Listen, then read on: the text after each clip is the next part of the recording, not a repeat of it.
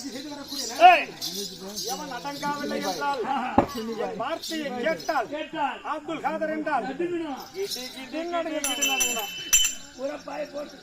ஏன் ஒண்ணுக்கு வருது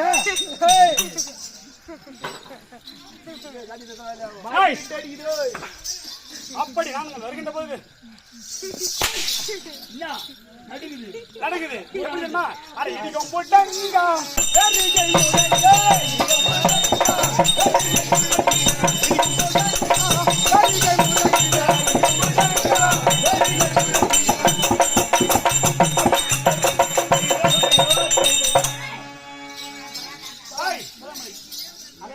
अच्छा अच्छा अच्छा